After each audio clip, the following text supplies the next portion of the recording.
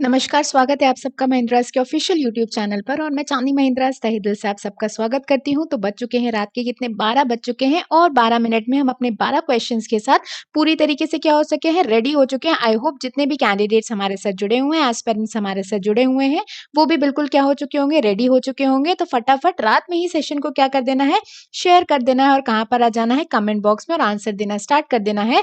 Time waste ना करते हुए पहले क्वेश्चन की तरफ बढ़ रहे हैं। पहला क्वेश्चन आ रहा है स्क्रीन पर। With whom Mahindra Insurance Brokers Limited enter into a partnership to offer health insurance cover in Tier 2 and Tier 3 cities of India. Mahindra Insurance Brokers Limited ने किसके साथ भारत के Tier 2 और Tier 3 शहरों में हेल्थ इंश्योरेंस कवर देने के लिए साझेदारी की है?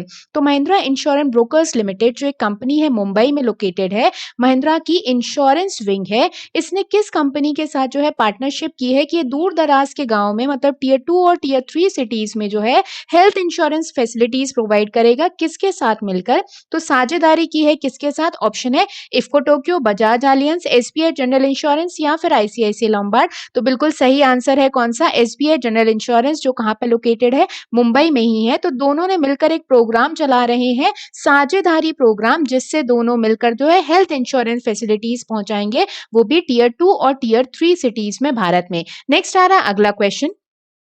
Who among the following was awarded Male Sports Person of the Year by FICCI? निम्नलिखित में से किसी फिकी द्वारा वर्ष में 2020 वर्ष में पुरुष जो है स्पोर्ट्स पर्सन का पुरस्कार दिया गया है? तो बात करें अगर हम फिकी की, तो फिकी क्या है? Federation of Indian chambers of commerce and industry है फिकी। इसने अवार्ड जो है वो प्रेजेंट किए हैं और male sports person of the year का अवार्ड जो है किसे दिया गया है? ऑप्शन है योगेश्वर दत्त, बजरंग पुनिया, दिव्यांश सिंह परमार या फिर सौरभ चौधरी। तो बिल्कुल सही आंसर आने लग गए हैं। फिकी का जो है male sports person of the year का अवार्ड मिला है किसे? रेसलर बजरंग पूनिया को दिया गया है। नेक्स्ट आ रहा है अगला क्वेश्चन स्क्रीन पर। Who is the director general of narcotics control bureau? Narcotics control bureau के महानिदेशक कौन है? तो हम जो है नारकोटिक्स डिपार्टमेंट के बारे में बहुत सुनते रहते हैं। न्यू दिल्ली में हेडक्वार्टर लोकेटेड है, इस समय तो बहुत न्यूज में बना हुआ है। तो नारकोटिक्स कंट्रोल ब्यूरो के महानिदेशक कौन है? ऑप्शन है गुप्तेश्वर पांडे, आलोक वर्मा, राकेश अस्थाना या फिर अनिल धस्माना जी। तो नारकोटिक्स कंट्रोल ब्यूरो के जो है अध्यक्ष इस समय है डायरेक्टर जनरल, उनका नाम क्या है? राकेश अस्थाना जी है। मुझे कमेंट बॉक्स में एक बात लिखकर बताओगे कि राकेश अस्थाना जी जो है और किसके भी अध्यक्ष हैं, और कौन सी ऑर्गेनाइजेशन है, कौन सी फोर्स ऐसी है जिसके अध्यक्ष है राकेश अस्थाना जी? तो बिल्कुल इसे कहां लिखकर बताना है? कमेंट बॉक्स में लिखकर बताना है। नेक्स्ट क्वेश्चन की तरफ बढ़ रहे हैं, fourth question. Legendary footballer Paolo Rossi, who was passed away recently, was from which country? महान फुटबॉलर पायलो रॉसी, जिनका हाल ही में निधन हो गया है, किस देश से संबंधित थे? कौन सी कंट्री से बिलोंग करते थे? तो हाल ही में एक लेजेंडरी फुटबॉलर जो है पायलो रॉसी, उनका हाल ही में निधन हुआ है। आपसे पूछा गया किस कंट्री से संबंधित थे? ऑप्शन है सर्बिया, स्पेन, इटली या फिर ब्रिटेन। तो बिल्कुल कहां से रिलेटेड थे ये? इटली से रिलेटेड थे। नेक्स्ट आ रहा है fifth question. PM Narendra Modi ji recently addressed the FICCI 93rd Annual General Meeting and Annual Convention. What was the theme of the event? PM Narendra Modi ji ने हाल ही में फिक्की की 93वीं वार्षिक आम बैठक और वार्षिक सम्मेलन का संबोधन किया। आयोजन का विषय क्या था? तो फिक्की की जो है मीटिंग हुई है, अभी हमने sports person of the year देखा, ठीक है ना। तो फिक्की जो है उसने बहुत सारे अवार्ड्स भी दिए। तो यह है federation of Indian chambers of commerce and industry, जो इंडस्ट्रीज का एक समूह है। मोदी जी ने जो है इसकी मीटिंग को एड्रेस किया है। आपसे पूछा गया है कि इस पूरी मीटिंग की थीम क्या थी? तो बिल्कुल थीम क्या दी गई थी? Inspired India. थीम क्या दी गई थी? Inspired India. नेक्स्ट आ रहा है अगला question. Name the e-agricultural spot market platform launched by BSE for the agricultural commodities. कृषि के लिए BSE द्वारा लॉन्च किए गए ई कृषि स्पॉट मार्केट प्लेटफॉर्म का नाम बताना है। जैसे हम बॉम्बे स्टॉक एक्सचेंज का देखते हैं क्या, सेंसेक्स सेंसिटिव इंडेक्स, वैसे ही बॉम्बे स्टॉक एक्सचेंज ने अब एग्रीकल्चरल स्पॉट मार्केट की भी शुरुआत कर दी है कि एग्रीकल्चरल कॉमोडिटीज जो है, कृषि से रिलेटेड जो वस्तुएं हैं, वहां पर उनकी ट्रेडिंग की जाएगी। ऐसे कौन से मार्केट की जो है लॉन्चिंग की गई है? ऑप्शन है शाइन, बीम, रे या फिर रीले। तो बिल्कुल बॉम्बे स्टॉक एक्सचेंज ने जो ई एग्रीकल्चरल मार्केट प्लेटफॉर्म लॉन्च किया है वो है कौन सा? बीम, जिसका फुल फॉर्म क्या है? बॉम्बे स्टॉक एक्सचेंज ई एग्रीकल्चरल मार्केट। ठीक है ना, तो बॉम्बे स्टॉक एक्सचेंज ई एग्रीकल्चरल मार्केट चलेगा, जिसमें एग्रीकल्चरल कमोडिटीज में क्या की जाएगी? ट्रेडिंग की जाएगी। नेक्स्ट आ रहा है 7 question, in which state is the Simhadri super thermal power plant located? Simhadri super thermal power plant किस राज्य में स्थित है? बहुत बार क्वेश्चन पूछा गया है, Simhadri super thermal power station जो है किस राज्य में स्थित है? तो ऑप्शन है असम में, मध्य प्रदेश, छत्तीसगढ़ या फिर आंध्र प्रदेश। तो Simhadri super thermal power plant जो है जिससे इलेक्ट्रिसिटी जनरेट की जाती है और वो कहां पर लोकेटेड है? बिल्कुल आंध्र प्रदेश में लोकेटेड है। नेक्स्ट आ रहा है 8th question, Khoriya dance is a folk dance of which state? Khoriya नृत्य जो है किस राज्य का एक लोक नृत्य है? ठीक है, खोरिया डांस फॉर्म बताना है कि किस राज्य का एक लोक नृत्य है। न्यूज में ये भी बना हुआ है, मिजोरम, पंजाब, यूपी या फिर हरियाणा। तो खोरिया जो नृत्य है वो किस राज्य का है? तो बिल्कुल सही ऑप्शन आने लग गए हैं भाई, मिजोरम नहीं है, कहाँ का है? हरियाणा का है। नेक्स्ट आ रहा है 9th question, Reserve Bank of India decided to introduce positive pay system for cheque under the new rule, reconfirmation of key details may be needed for payments beyond 50,000. This new check payment rule will be effective from which date? हाल ही में भारतीय reserve bank ने check के लिए एक सकारात्मक वेतन प्रणाली शुरू करने का फैसला लिया था। इस नियम के तहत जो है 50,000 से अधिक भुगतान के लिए जो है कहीं ना कहीं पुनः पुष्टि की आवश्यकता हो सकती है। यह नए चेक भुगतान जो नियम है ये कब से लागू किया जाएगा?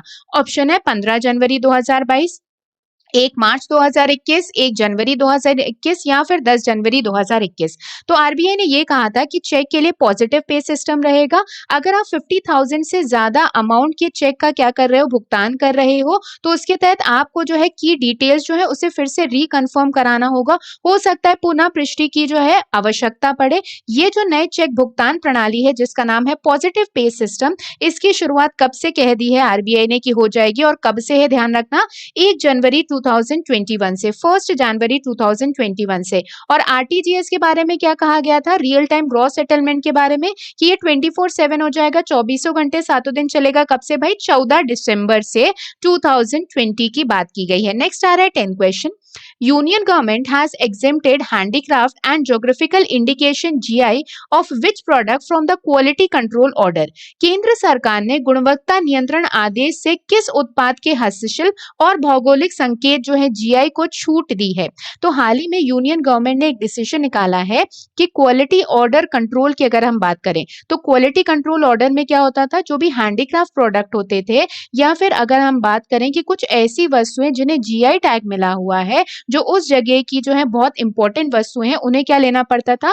क्वालिटी कंट्रोल ऑर्डर के तहत क्या लेने पड़ते थे? बीआईएस मतलब ब्यूरो ऑफ इंडियन स्टैंडर्ड्स की अगर मैं बात करूं तो वहां से क्या लेना पड़ता था? लाइसेंस लेना पड़ता था और स्टैंडर्ड लेने पड़ते थे।